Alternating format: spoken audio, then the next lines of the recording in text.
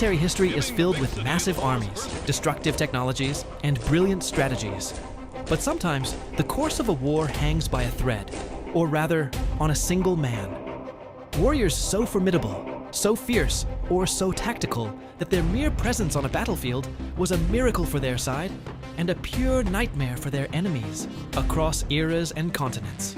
From antiquity to the trenches of the 20th century, some combatants pushed the absolute limits of what was possible, entering forever into legend. Hello YouTube, I'm Kaiser, and today we are set to discover the 5 most legendary combatants in the entire history of humanity. And you're going to see that the first of them had a physique that hit his game very well. Audie Murphy. If you had crossed paths with this young man in 1942, you would have seen a Texas kid, rejected by the Marines and the paratroopers because he was judged too small and too frail. His name? Audie Murphy.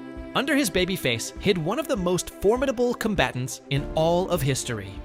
Through sheer persistence, he managed to join the infantry. No one suspected back then that this kid would become the most decorated American soldier of World War II. January 1945, in the frozen hell of Holtzwihr, France, Murphy's section is decimated. Facing them is an overwhelming force, 6 assault tanks and waves of German infantry. Murphy orders his remaining men to retreat. He stays behind, alone. Wounded in the leg and out of ammunition, he spots a burning American tank destroyer, filled with fuel and ready to explode at any moment. With absolute disregard for danger, he climbs onto the armored vehicle and seizes the .50 caliber machine gun. For over an hour, amidst smoke and explosions, he fires relentlessly at the enemy lines. Through his radio, he screams coordinates to the artillery to shell his own position. On his own, he kills or wounds around 50 German soldiers and forces the tanks to retreat. Once he runs out of ammo, he climbs down from the vehicle just before it explodes, reunites with his men, and leads a victorious counterattack. He is only 19 years old. Audie Murphy would survive the war with 28 medals, including the prestigious Medal of Honor. He would later become a Hollywood movie star, even playing his own role on screen. Yes. A man the army didn't want, but who entered forever into the legend of the greatest warriors. Miyamoto Musashi. At the beginning of the 17th century, a man travels the roads of Japan with a single goal: to reach absolute perfection in the art of the sword. His name? Miyamoto Musashi. He is a ronin, a masterless warrior who fights without armor, often in rags. Musashi is a psychological warfare machine and the inventor of a unique technique, fighting with 2 swords simultaneously. His record? 61 duels to the death, 0 defeats. His absolute masterpiece took place in 1612 on a deserted island, facing his greatest rival, Sasaki Kojiro. To break his opponent's nerves, Musashi purposely arrives hours late. During the boat ride, he doesn't even train. He calmly carves a spare wooden oar to make a makeshift sword. When he finally sets foot on the beach, Kojiro is furious. He draws his weapon and throws his scabbard to the ground. Musashi looks at him and says, "You have already lost. If you thought you would win, you would have kept your scabbard." The duel is lightning fast. Musashi evades his rival's steel blade and smashes his skull with his heavy wooden oar. Undefeated, he would later lay down his swords to write the Book of 5 Rings, a strategic treaty still studied today by militaries around the world. More than just a killer, Musashi was a philosopher of war. If Japan was left speechless by this legendary swordsman, our next legend brought down the 2 greatest empires of the 7th century. Khalid ibn al-Walid. Imagine a general who fought in over 100 battles against the greatest empires of his time without ever knowing a single defeat. In the Arabian desert of the 7th century, one man single-handedly redefined the art of warfare, Khalid ibn al-Walid, nicknamed the Drawn Sword of Allah. He was not only a genius strategist, but a warrior of extraordinary physical strength, capable of breaking enemy lines by his sheer fury in combat.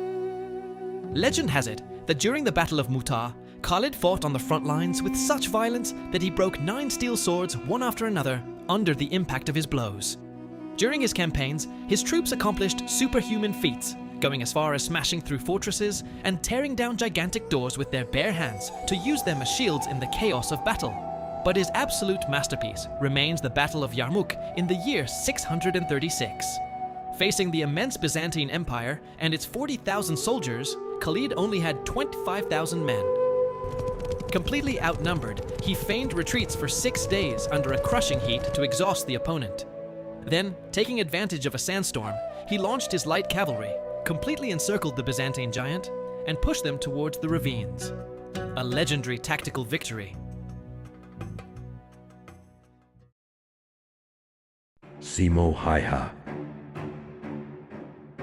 In 1939, Europe is on the brink of chaos. Fearing that a future German invasion might threaten the city of Leningrad, Joseph Stalin demands that Finland cede part of its territory to move the border further away.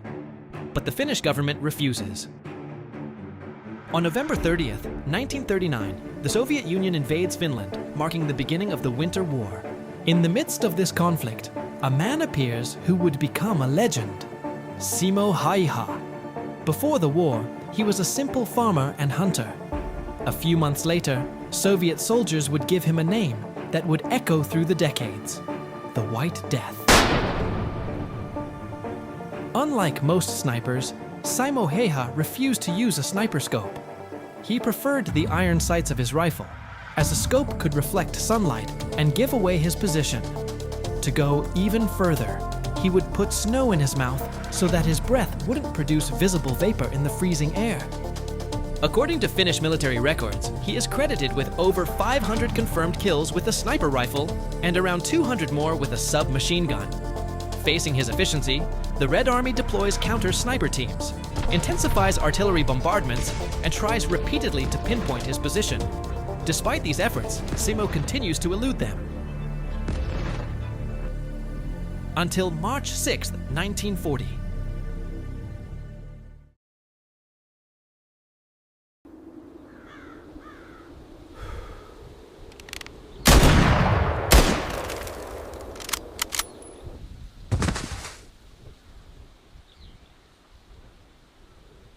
Moments later, his comrades find him unconscious.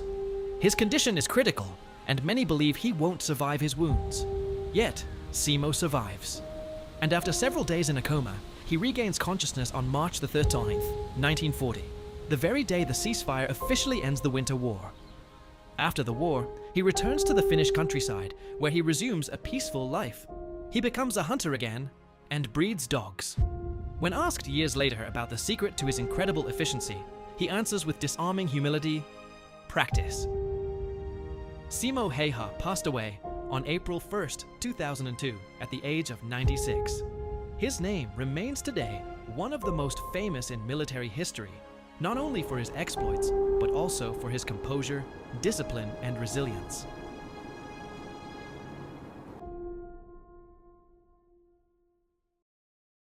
Jack Churchill. For the last warrior on our list, forget assault rifles, tanks, and modern technology. Imagine a British officer who chose to fight his way through the horrors of World War II as if he were a medieval knight. His name was Jack Churchill, better known as Mad Jack. This eccentric captain, famous for his seemingly suicidal courage, lived by one unwavering rule: any officer who goes into action without his sword is improperly dressed. True to his word, he charged into amphibious landings and enemy lines armed with a heavy double-edged Scottish broadsword, a wooden longbow, and his bagpipes.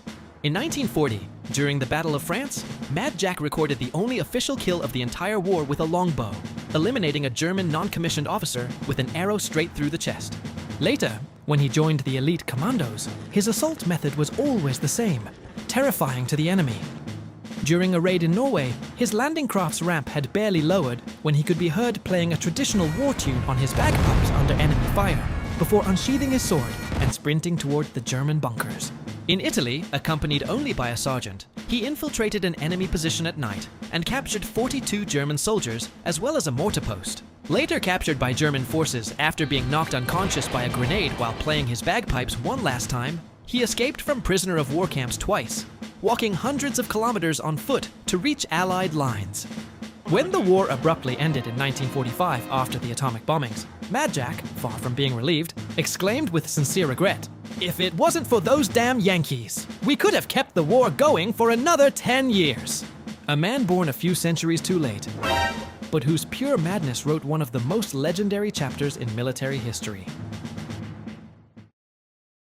Whether they terrified entire armies while invisible in the snow, faced and defeated over 60 swordsmen in duels, led invincible cavalries across the desert, survived a hail of fire on a burning tank, or fought with a medieval sword in the middle of the 20th century, these 5 men pushed the limits of what seemed humanly possible. They were not just soldiers, they became true living legends.